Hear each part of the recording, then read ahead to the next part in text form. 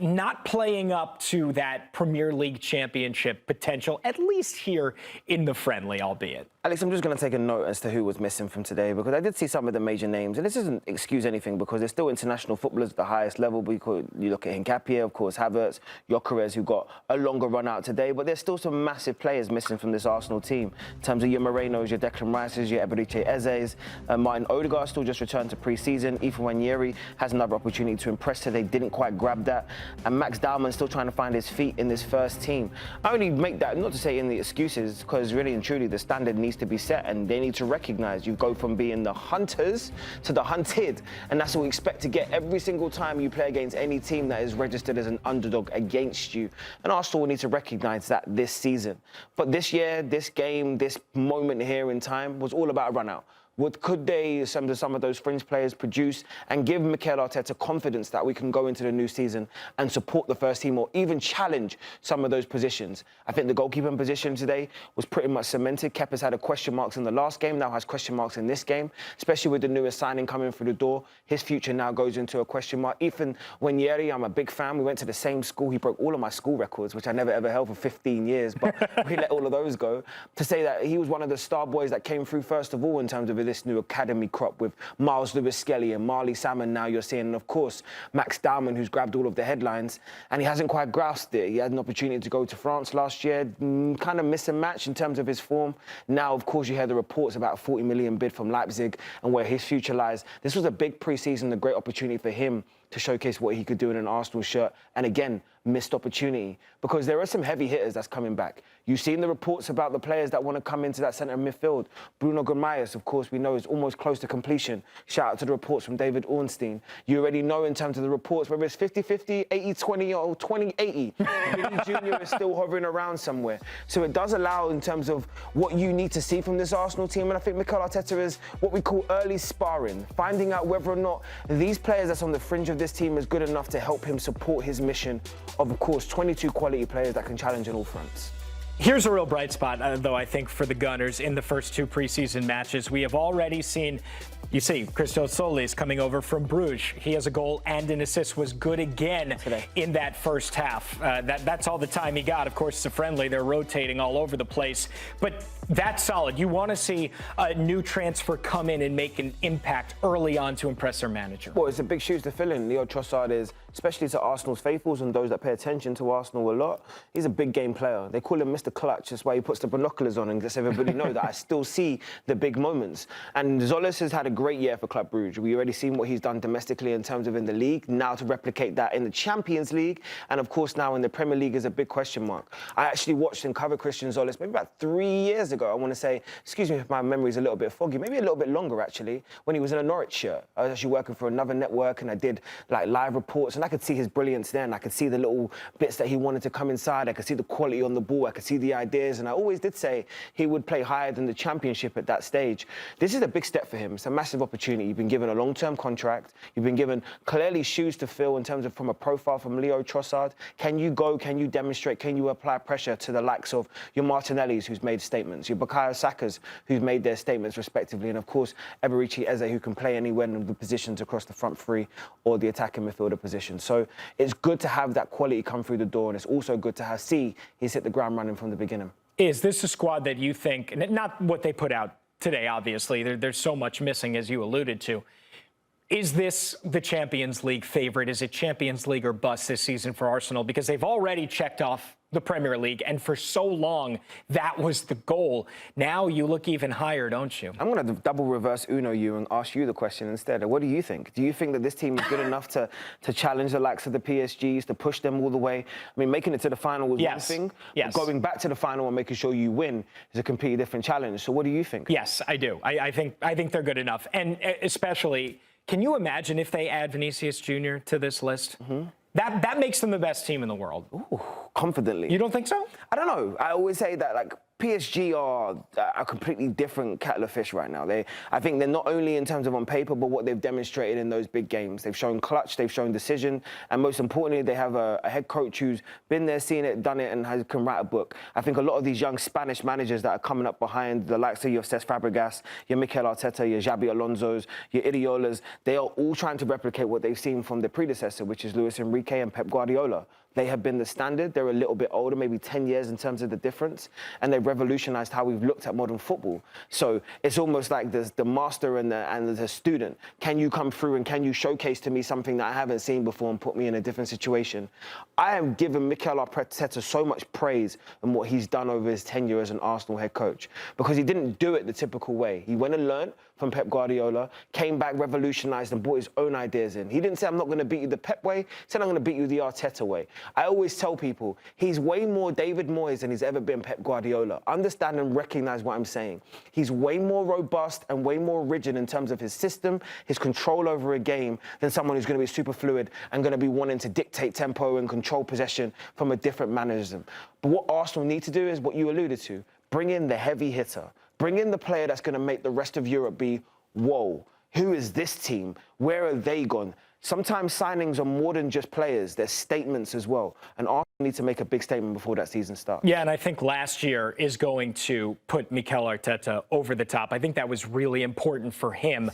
It's another disappointing result, though. I mean, make of it what you will, of course, when you talk about preseason, but a loss to Spurs, a loss to Juventus, and then look, coming up, they have AC Milan in just 3 days. Danny Welbeck into the side. He could make a big impact coming over from Brighton. What did he think of his team's performance here in this friendly loss? It's always very important, you know, to get a run out, and going into a tough Premier League season, we have to go through difficult circumstances. We've had an amazing time out here in Hong Kong. The support's been incredible, so it's nice to get a run out. Unfortunately, we didn't get the win today.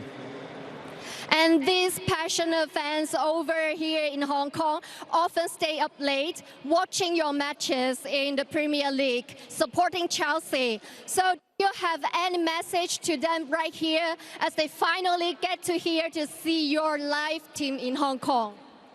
Yeah, it's always important to feel the support from afar. Obviously, we get a lot of support from abroad, so it's nice to come and meet the fans in person, and they have the opportunity to see us play live, and we always appreciate that support. So really happy to come and play in front of the spectators today. So really happy, and yeah, unluckily we couldn't get the win today, but it was nice to play in front of them, and hopefully next time we can put on a better show. Alex and JD back with you. All right, fourth friendly now in the books for Xabi Alonso, and back-to-back losses as we talked about.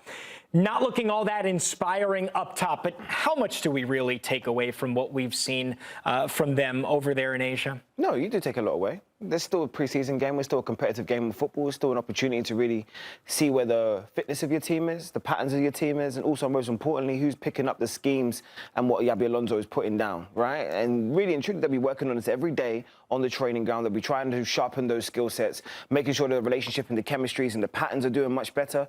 So you have to really take something from this, because a lot of these players are expected to turn around and feature going into this season. Of course, Enzo will somehow find himself back into this team, but Reece James maybe as well, no doubt about it, the question marks around his fitness. But we need to just understand as to who is going to be starting for Chelsea. Are they going to be leading with Danny Welbeck as their lead forward? Jamie Bano-Gittins, he needs to showcase what he can do after his high-profile move.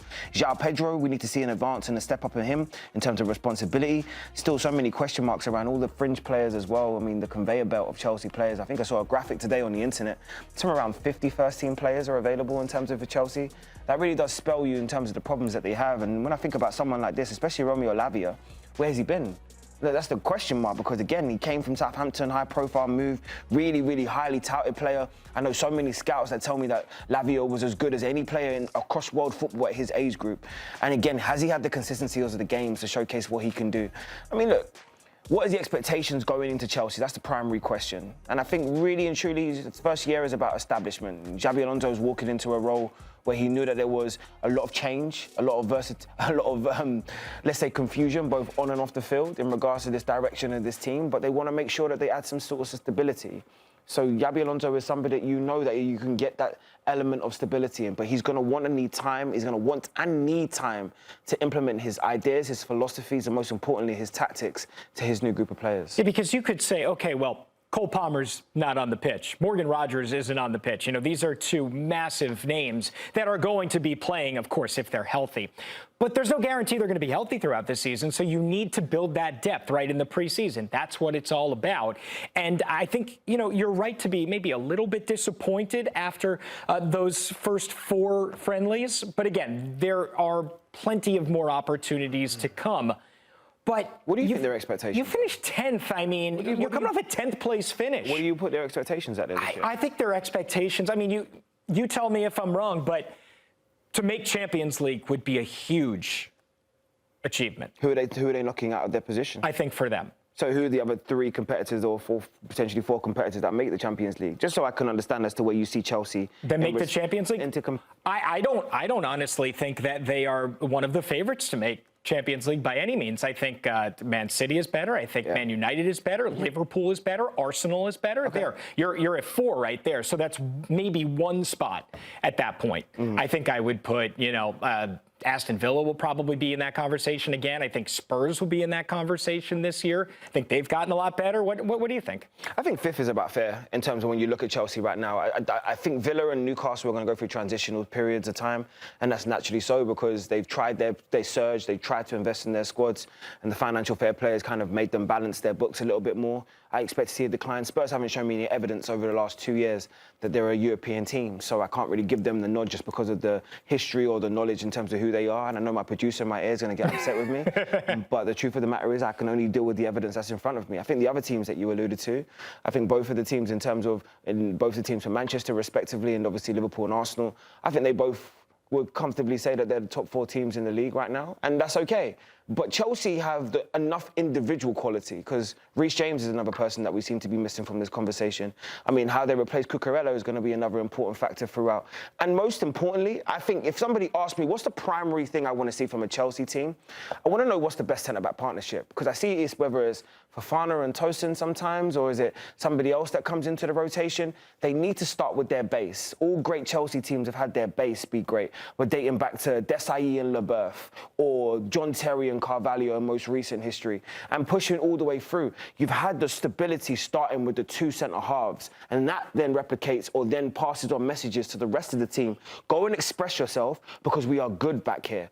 They need to add that solidity first and then move forward up the pitch, I believe.